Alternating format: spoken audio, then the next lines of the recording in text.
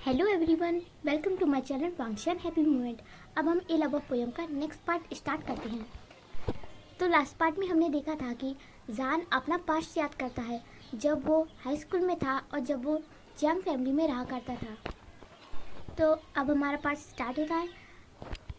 हमें दिखाया जाता है कि वी गाइस, मैं अब वी बोल रही हूँ क्योंकि उस टाइम पे सब वी को वी बोलते थे और अब जान बोलते हैं। अब मैं जब भी मैं पास्ट के बारे में बताया करूँगी तो मैं जान को वी बोला करूँगी और ईबो को वांगजी। जब मैं फ्लैशबैक बताऊँगी उस टाइम पर वी हमें दिखाया जाता है कि वी का रिजल्ट आ गया है और वो अपनी क्लास में फर्स्ट आया है। क्लास में ही नहीं, उसने अपने पूरे स्कूल में टॉप किया था, इसलिए वी बहुत ज़्यादा हैप्पी था। और उसके साथ याली भी थी जो कि बहुत ज़्यादा हैप्पी थी और वी को कॉन्ग्रेचुलेशन कह रही थी कि वाह वी, बहुत अच्छा, तुमने इस बार भी बहुत अच्छे से एग्ज़ाम दिया, कॉन्ग्रेचुलेशन भी। तो भी कहता है थैंक यू सीजे, मैं बहुत ज़्यादा हैप्पी हूँ, फाइनली मेरा ड्रीम पूरा हो पाएगा। वहीं पर साइड में जंगचंग था जो अपना रिपोर्ट कार्ड लेकर बैठा था, जिसके मार्क्स वी से बहुत ज़्यादा कम आए थे, इस वजह से वो बहुत सैड था। तो यानी कहते हैं कि अरे चेंग, अब रहने भी दो, वी के नंबर ज़्यादा आए हूँ या तुम्हारे, बात तो एक ही है ना, चलो सब सेलिब्रेट करते हैं। तो चेंग कहता है कि क्या सीजे, मैंने इतनी पढ़ाई की तब भी कुछ नहीं हुआ। तो वी कहता है अच्छा तुमने पढ़ाई की, ओहो। तो जंगचंग कहता है अब मुझे टीज करना बंद करो। यानी कहते हैं कि इतने तुम्हारे ग्रेड्स आए हैं, ये भी बहुत अच्छी बात है। और फिर तीनों हंसने लगते हैं। चेंग कहता है कि अच्छा ठीक है ऐसे जी, अब इतने भी तो कम नंबर नहीं आए हैं, मैं हाँ फर्स्ट रैंक में तो आया ही हूँ, ठीक है बात।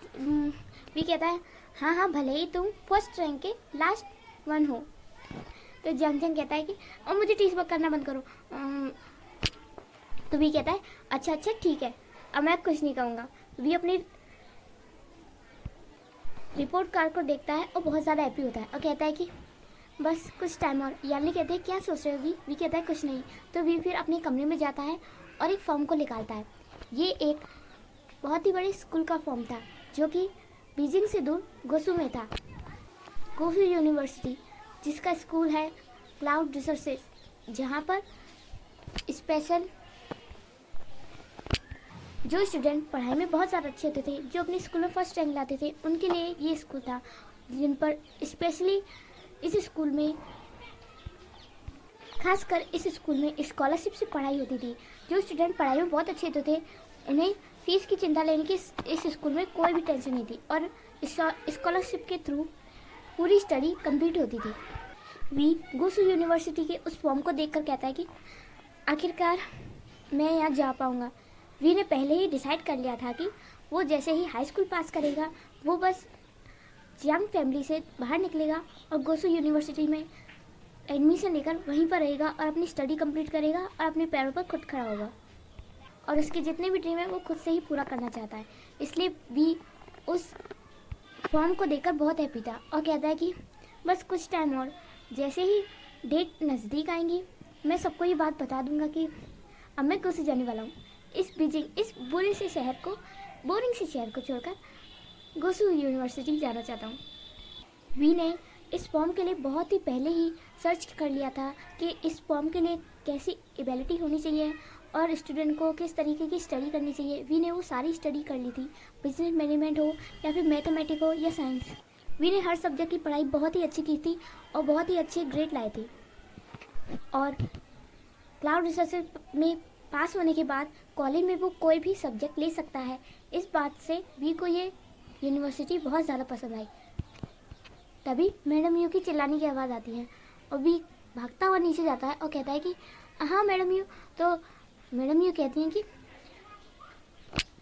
हो गई मस्तियाँ, बस अब इतना शोर शराबा क्यों कर रहे थे इतनी देर से। तो वी कहता है सॉरी मैडम जी, वो मेरा रिजल्ट आया है तो बस हम लोग बहुत हैप्पी थे। तो यानी कहते हैं हाँ मामा, आपको पता है वी ने सबसे अच्छे ग्रेड लाए हैं। तो वी मैडम यू को गलती से मामा बोल देता कि हाँ मामा। तो मैडम यू वी को गुस्से में देखते हुए कहती है मैंने कितनी बार कहा है मुझे मामा कहने की हिम्मत भी मत करना। वी सैड हो जाता है और याली और जंगचंग भी सैड हो जाते हैं। उन लोगों ने स्टार्टिंग से ही देखा है कि मैडम यू वी से बहुत ही नफरत करती हैं और वी से काफ़ी चिढ़ती भी हैं, लेकिन उन्हें रियल बात नहीं पता है।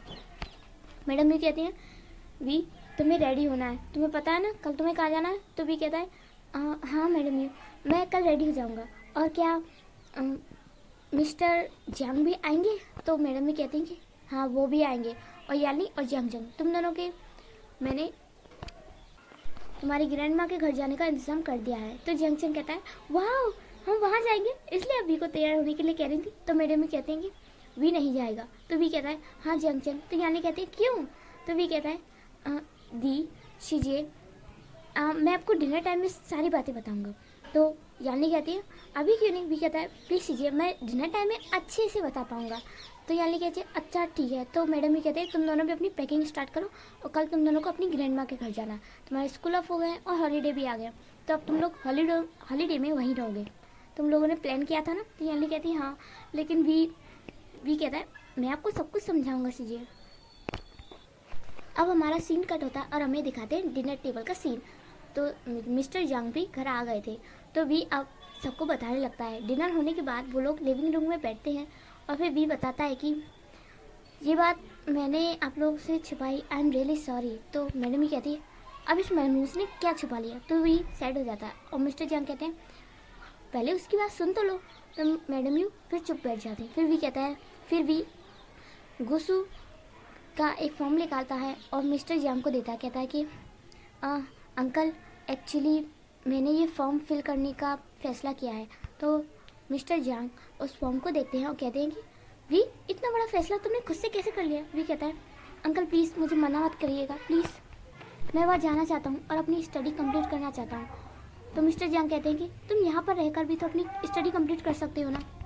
हाँ लेकिन इस फॉर्म के रूल्स और जो प्रिपरेशन है उसे देखकर मुझे लगता है कि ये यूनिवर्सिटी मेरे लिए बेस्ट रहेगी।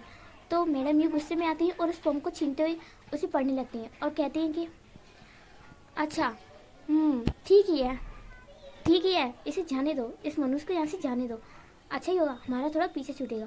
तो जंग फैंग मैन कहते हैं कि यू थोड़ा संभाल कर बोला करो, वो भी बच्चा है, तुम उसके बारे में ऐसे कैसे कहती हो?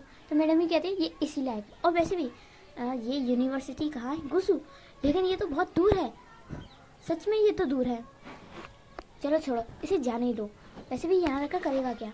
तो यानली इतनी देर से इतनी इस बात पर गौर नहीं कर रही थी, लेकिन अब उसने गौर किया कि गुस्सू तो यहाँ से बहुत दूर है।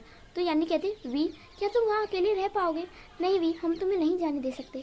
तो वी कहता है प्लीज़ कीजिए, मुझे जाने दीजिए, ये मेरा ड्रीम कॉलेज है और मुझे वहाँ जाकर स्टडी करनी है। और देखिए ना ये कितना अच्छा कॉलेज है, मतलब कि इसमें सारी स्टडी कॉलेज वाले ही उठाते हैं, और जो स्टूडेंट 1 रैंक से पास आउट होता है उन्हें रेंट पर हाउस भी दिया जाता है। और देखिए और स्टूडेंट की जितनी भी फीस होती है, चाहे वो कॉलेज फीस हो या फिर रेंट फीस हो, सारी कॉलेज भरते हैं, और इससे मैं काफ़ी अच्छे से पढ़ाई कर पाऊँगा।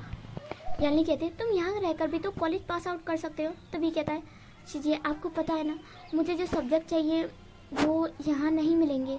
बीजिंग शहर बहुत ही छोटा सा शहर है और यहाँ पर मुझे नहीं लगता कि मैं अपने फेवरेट सब्जेक्ट ले पाऊँ। चीज़ें प्लीज़ आप समझिए ना, मेरा ड्रीम है कि मैं एक आर्टिस्ट। तो मैडम यू शक्ल देखकर भी कहता है कि मैं बिजनेस मैनेजमेंट पढ़ना चाहता हूँ, तो उसके लिए मुझे गुस्सू जाना पड़ेगा, और वैसे भी जब मैं पास आउट हो जाऊँगा उसके बाद भी तो मुझे बाहर जाना पड़ेगा, तो मैं कॉलेज में ही एक्सपीरियंस ले लूँगा, है ना चीज़ें। तो भी एक बिग स्माइल करता है। फिर याली थोड़ी सैड होती है कि वी को इतना दूर जाना पड़ेगा। याली कहते हैं नहीं वी ये अच्छा नहीं रहेगा, तुम इतने दूर कैसे रहोगे। तो मैडम भी कहते हैं कि उसकी इतनी फिक्र भी मत करो, वो छोटा बच्चा नहीं है। तो यानी कहते हैं वो सिर्फ 17 साल का है और वो अभी कैसे जा सकता है। भी कहता है हाँ शीजिए, मैं 17 साल का जल्दी हो जाऊंगा। यानी कहती है अरे हाँ अभी 17 का भी कहाँ, अभी तो ये सिर्फ 16 साल का है। वी तुम वहाँ कैसे रह पाओगे। वी कहता है शीजिए इतनी भी फिक्र मत कीजिए, मैं छोटा बच्चा नहीं, मैं सच में अपना ख्याल रख लूँगा प्लीज़। फिर भी मैं मिस्टर जंग की तरफ देखता कहता है अंकल प्लीज़ मेरे इस फैसले के लिए मान जाइए प्लीज़। तो मिस्टर जंग कहते हैं कि अगर तुम जाना चाहते हो तो ठीक ही है, लेकिन तुम्हें 12th क्लास यहीं से पास करनी होगी। तुम कॉलेज वहाँ से कर सकते हो लेकिन 12th तुम यहीं से करोगे। वी सुनकर शौक रह जाता और कहता है कि नहीं। वी अपने मन में कहता है कि नहीं मुझे अब यहाँ और नहीं रहना, मुझे यहाँ का ये टॉर्चर मुझसे नहीं सहा जाता। मुझे ऐसा लगता है जैसे कि मैं यहाँ पर बोझ हूँ, मैं हर किसी के लिए बोझ हूँ। मैं यहाँ नहीं रहना चाहता, सच में। और वी ये बात सोच ही रहा होता है तो मिस्टर जियांग कहते हैं क्या हुआ वी? तो वी कहता है ओके अंकल। तो मैडम ये कहती है इसे जाने ही देते तो अच्छा ही होता, इस मनुष्य से पीछा तो छूटता। वी ये बात सुनकर बहुत ज़्यादा सैड हो जाता है। मैडम ये जब भी वी को कर्स करती हैं या फिर उससे बुरी भरी बातें कहती हैं, ऐसा नहीं है कि वी पर कोई असर नहीं होता है। वी भी इंसान है, उसे भी दर्द होता है, उसे भी फीलिंग्स होती हैं। वो बहुत ज़्यादा सैड हो जाता है, इसलिए उसने फैसला किया था कि वो हाई स्कूल पास करने के बाद गुस्सा जाएगा यहाँ से बहुत दूर और अपनी स्टडी पर ध्यान करके अपनी लाइफ को कंप्लीट करेगा। मिस्टर जियांग कहते हैं कि एक मिनट, लेकिन हाँ मुझे याद आया, हमारे बीजिंग शहर में है ऐसा कॉलेज भी, अब तुम गुस्सू नहीं जाओगे। हाँ मुझे याद आया, मैं ये बात कैसे भूल सकता हूँ, मैंने भी तो उसी कॉलेज से एडमिशन लिया था। अरे मैं कैसे भूल गया। लो हमारी प्रॉब्लम सॉल्व हो गई, यानी तुम्हें सैड होने की कोई बात नहीं है। वी गुस्सू नहीं जाएगा। वी कहता है क्यों? मिस्टर जियांग कहते हैं वी मैंने कह दिया ना एक बार, तुम नहीं जाओगे मतलब नहीं जाओगे, मेरा ये आखिरी फैसला है। तो वी कहता है प्लीज़ अंकल प्लीज़। तो वो कहते हैं नहीं। तो फिर याली कहते हैं कि हाँ और तुम कल हमारे साथ ग्रैंडमा के घर जाओगे। तो वी कहता है प्लीज़ ये। याली कहते हैं कि नहीं। तो फिर वी कहता है ओके सीजे, लेकिन मैं आपकी ग्रैंडमा के घर नहीं जा पाऊंगा क्योंकि मुझे स्टडी करनी है। तो याली कहते हैं हॉलीडे में स्टडी? तो भी कहता है सीजे मुझे बिजनेस मैनेजमेंट लेनी है, उसके लिए मुझे डबल स्टडी करनी पड़ेगी हॉलीडेज़ के दिनों में भी बहुत सैड होते। कहता है कि गुस्सू यूनिवर्सिटी का नियम है, रूल्स है कि एडमिशन से पहले 3 मंथ स्टडी करनी होती है स्पेशल ट्यूशन लगाकर, जो कि उसी कॉलेज के होते हैं और उनको पास आउट किए बिना एडमिशन नहीं मिल सकता, इसलिए भी ग्रैंडमा के घर जाने के लिए मना कर रहा था। तो याली कहती है कि मैं इस बात के लिए राज़ी नहीं हूँ कि तुम मेरे साथ नहीं चलोगे। भी बहुत ज़्यादा रिक्वेस्ट करता है, बहुत ज़्यादा। तब जाकर याली मान जाती है कि ठीक है लेकिन तुम आ जाओगे कुछ ही दिनों में। वी कहता है कि मैं कुछ ही दिनों में आ जाऊँगा। उन लोगों की ये कन्वर्सेशन यहीं पर एंड होती है और मिस्टर जियांग ये फैसला करते हैं कि वी गुस्सू या किसी और शहर में नहीं जाएगा। और इस बात से मैडम यू और भी ज़्यादा गुस्सा हो जाती हैं। और अगले दिन याली और जंग चेंग अपनी ग्रैंडमा के घर के लिए निकल जाते हैं। उसके बाद तो मैडम यू का गुस्सा जैसे वी के ऊपर बरस पड़ा हो। मैडम यू जैसे कि वी से पूरा घर का काम कराती थी और इसे एक्स्ट्रा काम भी करवाती थी। बात बात पर वी को कर्ज करना, उसे बुरी भली बातें कहना, उसे मनूस कहना, ऐसा रोज़ का हो गया था। मैडम यू वी को बहुत ज़्यादा टॉर्चर करती थी और छोटी छोटी बातों पर अब मारा भी करती थी, जिस बात से वी बहुत ज़्यादा डिस्टर्ब हो गया था और वो स्टडी तो बिल्कुल भी नहीं कर पा रहा था। इस वजह से वी को बहुत ज़्यादा प्रॉब्लम हो रही थी। और एक दिन मैडम यू कहती हैं कि उस दिन हम हॉस्पिटल नहीं जा पाए, अब तुम जाओगे। एक्चुअली वी एक ये है, ये बात सिर्फ और सिर्फ मैडम यू और जंग फैमिलियन को पता है, यहाँ तक कि याली को भी ये बात नहीं पता है और नीहजंग, सिर्फ इन 3 लोगों को ही वी की सच्चाई पता है। और वी सेकंड गे है। एक गे होता है जो पेरेंट्स नहीं बन सकता, मतलब कि जो फादर नहीं बन सकता, और सेकंड गे होता है जो कि बन सकता है। तो ये लोग बार बार कभी कभी साल में 1-2 बार वी का चेकअप कराने के लिए जाते हैं कि उन्हें कंफर्मली पता चल जाए। और वी एक ये है, इस वजह से ही मैडम यू वी से बहुत ज़्यादा नाराज़ रहती हैं और बहुत ज़्यादा चिढ़ती भी हैं। और कहती है वी जब तैयार हो जाता तो मैडम ये कहते हैं मनोज कहाँ रह गए, पता नहीं किस गंदी नाली का कीड़ा है, पता नहीं किसकी औलाद होगा जो कि ऐसा आदमी हमें घर पर पल्ले पड़ा है। एक गे, मैं गे को पाल रही हूँ, इससे अच्छा तो मैं किसी छोटे से बच्चे को जो कि कूड़े में डाला होता है उसे पाल लेती तो अच्छा रहता है, इससे तो अच्छा ही रहता है। तो वी ये सुनता है तो वो बहुत ज़्यादा सैड हो जाता है। मैडम उसे बहुत बुरी बातें कहती हैं, रोज़ उसे कर्ज करती हैं और बहुत कुछ भी। इस बात से भी बहुत ज़्यादा नाराज़ हो गया था और उसने अब फैसला कर लिया था कि वो एक ना एक दिन इस घर को छोड़कर ज़रूर जाएगा, वो और यहाँ नहीं रह सकता। उसने ऐसी क्या गलती की है जो वो ऐसी सज़ा लेगा, इसलिए वी ने पहले ही फैसला कर लिया था चाहे कुछ भी हो जाए वो इस घर में नहीं रहेगा। इसलिए वी ने वो फॉर्म भी फिल कर दिया था और उसे गुस्सू यूनिवर्सिटी के लिए भेज भी दिया था और वो छुप छुप कर स्टडी भी लेने लगा था। मैडम यू वी को हॉस्पिटल लेके जाती हैं और उसका चेकअप वगैरह कराने के बाद घर आती हैं। मैडम यू जब सो जाती हैं तो वी उनका फ़ोन यूज़ करके थोड़ी बहुत स्टडी की इन्फॉर्मेशन निकालता है गुस्सू यूनिवर्सिटी के।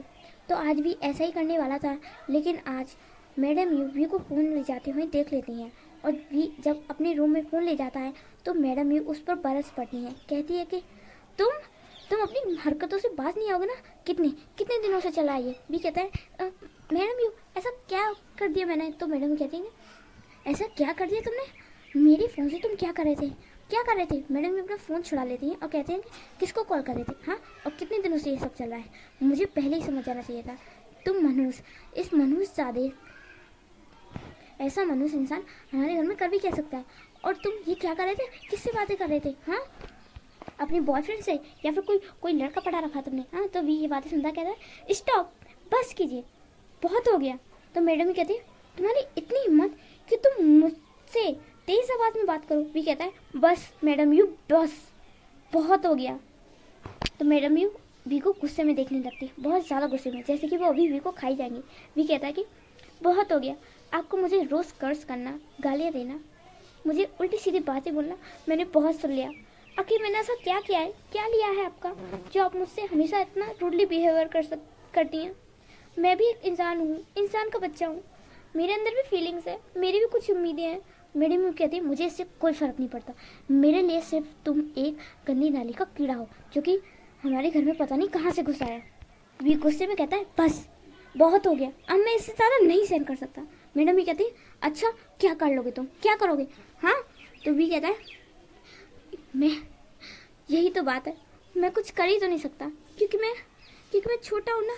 मैडम भी कहते हैं क्योंकि तुम एक मनुष्यजादे हो और किसी की नाजायज औलाद। तो वी कहता है बस बस बस, अब मैं और आपकी बातें नहीं सुन सकता। मैंने यहाँ रहने का फैसला किया ही क्यों। मैं उसी टाइम अंकल से मना कर देता कि मुझे नहीं जाना, आपके साथ नहीं जाना तो अच्छा ही रहता। इससे अच्छा तो मैं अनाथ आश्रम में पलता, तो इससे ज़्यादा अच्छा होता। कम से कम वहाँ मुझे ये तो नहीं सुनना पड़ता।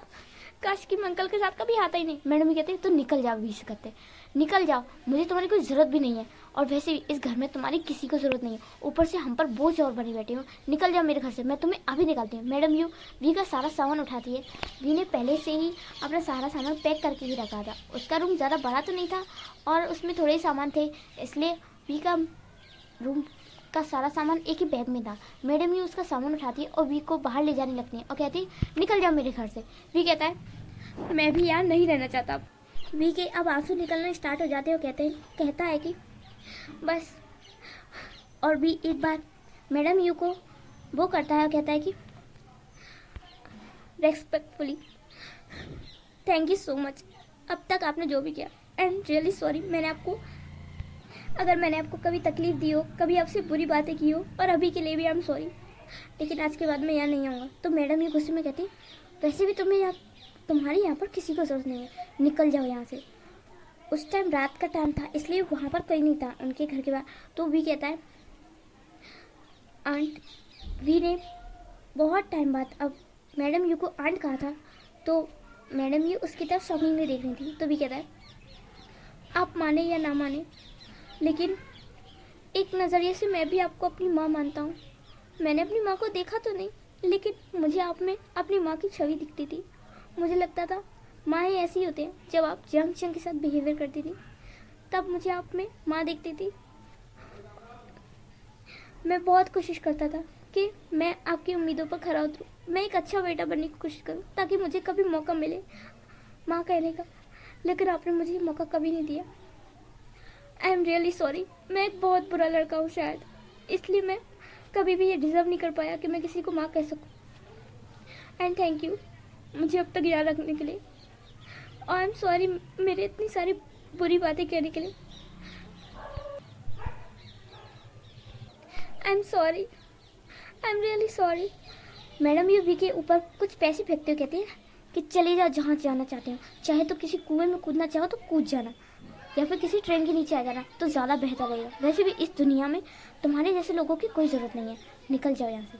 तो भी थोड़ा सैड हो जा, बहुत ज़्यादा सैड हो जाता है और आंखों में आंसू लिए बस ये कहते जाता है कि आई एम सॉरी, मैं शायद बहुत बुरा इंसान हूँ, इस वजह से मुझे ये सब मिला। हमेशा दूसरों की केयर करता था, मैं दूसरों के बारे में सोचता था, अपनी मैडम यू के बारे में सोचता था कि एक दिन ज़रूर आएगा, उनका दिल पिघल जाएगा और वो मुझे एक बेटे की तरह मानेंगे। बेटा नहीं तो कम से कम एक इंसान मानेंगे, लेकिन उन्होंने मुझे कभी इंसान भी नहीं माना। हमेशा मुझे ऐसे ट्रीट किया जैसे कि मैं एक कीड़ा हूँ, सिर्फ एक बोझ हूँ, सिर्फ एक बोझ। मैं उन्हें कभी कष्ट नहीं करना चाहता।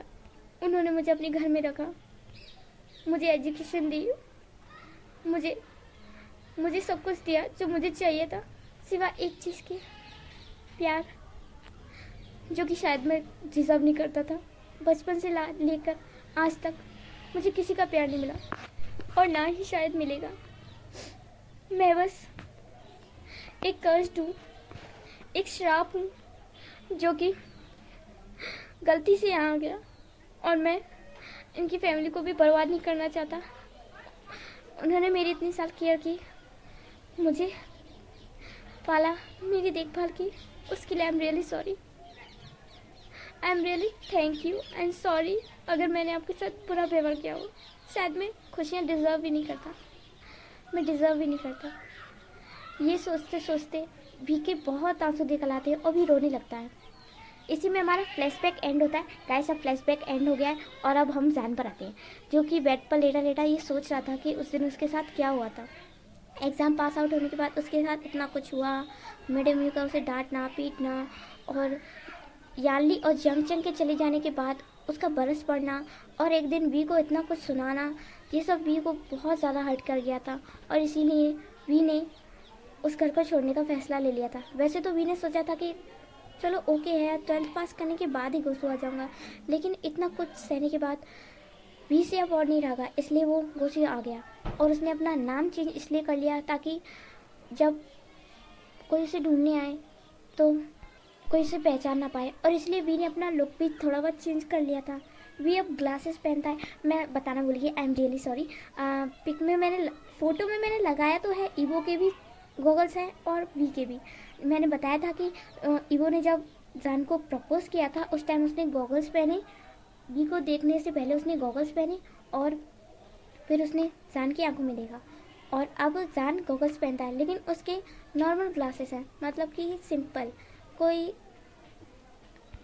वो सिर्फ नॉर्मल ग्लासेस हैं, लेकिन ईवो के ग्लासेस असली है। तो जान ये सोचता है और बहुत ज़्यादा सैड होने लगता है, और तभी वो सोचता है कि ईवो ने उसके साथ आज क्या किया। और फिर जान की फेस पर एक स्माइल आती है, और अब हमारा सीन शिफ्ट होता है ईवो के पास, जो कि घर आ गया था और वो बहुत ज़्यादा हैप्पी था, और वो वीडियो कॉल पर अपनी मॉम से बात कर रहा था। तो मिस लान बोलती हैं कि ईवो मेरे बेटे, माय लिटिल ईवो, तुम वहाँ क्यों चले गए। तो ईवो कहता है कि मामा आपको पता है ना, स्टडी के लिए तो बाहर जाना ही पड़ता है। तो मैडम लान कहती है अच्छा स्टडी के लिए, हाँ हमारा घर और भी पास है, सिर्फ 2 से 3 किलोमीटर दूर होगा, और तुमने अलग घर ले लिया कॉलेज के लिए। ईवो तुम सच्ची में अजीब हो। तो ईवो कहता है कि मामा जो अजीब ना हो वो ईवो कहाँ। मैडम लान कहते हैं कि हाँ वैसे लंजा तुम घर कब आ रहे हो। तो ईवो कहता है कि जब मेरा मन करेगा। तो मैडम लान कहते हैं कि ओहो तुम्हारा मन कभी करता भी है कि नहीं घर आने का। जब स्कूल टाइम में थे तभी हमेशा बाहर रहते थे, अब कॉलेज में आ गए तो अलग ही घर ले लिया। तो ईवो कहता है कि मामा अब गुस्सा मत कीजिए ना, मैं बहुत थक गया हूँ, कॉलेज गया था। तो मैडम लान कहते हैं कि अच्छा मैंने तुम्हारे फर्स्ट डे के बारे में नहीं पूछा, सॉरी बेबी मैं तुमसे पूछ नहीं पाई तुम्हारा फर्स्ट डे कैसा गया। ईवो कहता है कि बहुत ज़्यादा अच्छा। आपको पता है मामा मुझे ना एक एंजल दिखा। तो मैडम नाम कहते हैं कि एंजल दिखा।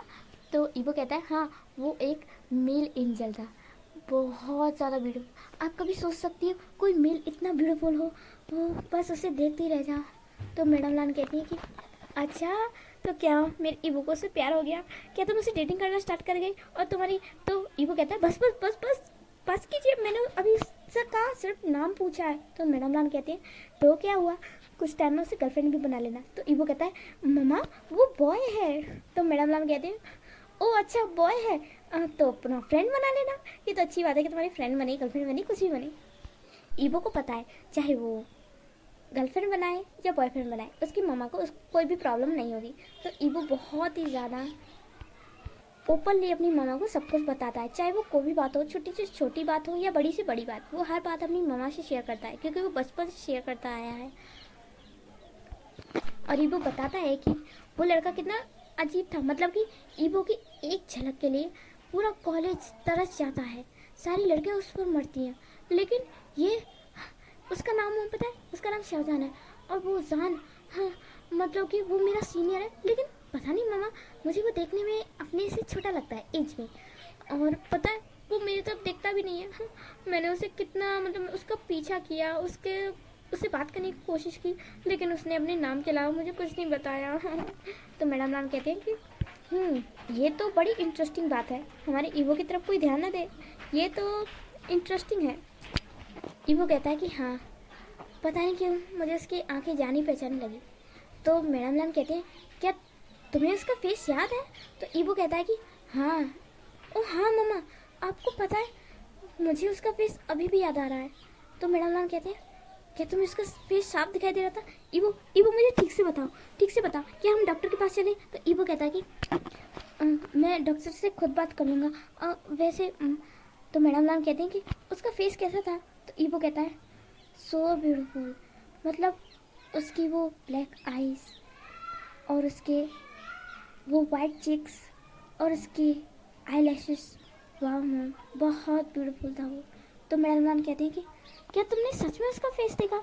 तो ईवो कहता है हाँ मॉम, शायद से मैंने उसका फेस ठीक से देखा। हाँ हाँ मॉम, मैंने उसका फेस बहुत गौर से देखा और मुझे दिखाई भी दिया। तो मैडम लान कहते हैं उस टाइम तुमने गॉगल्स पहने थे? तो ईवो कहता है मैंने उसे गॉगल्स और बिना गॉगल्स दोनों के साथ देखा। हाँ मैम, वो भी गॉगल्स पहनता है, मुझे नहीं पता वो रियल है या फिर फेक, लेकिन वो पहनता है और गॉगल्स में वो बहुत ज़्यादा औसम लग रहा था। वाह, मैं तो उसे देखते ही रह गया। ईवो अपने ख्यालों में खो जाता है कि जान कैसा दिखता है। मैडम लान कहते हैं evo evo evo, oh my baby, my little baby, मांग जी। तो ईवो कहता है हाँ हाँ मैम। मैडम लान कहते हैं कहाँ खो गए अपने मेल एंजल, सपनों के एंजल के ख्याल में? तो ईवो कहता है माँ अच्छा आप फोन रखिए, मैं डॉक्टर से थोड़ी बात करता हूँ।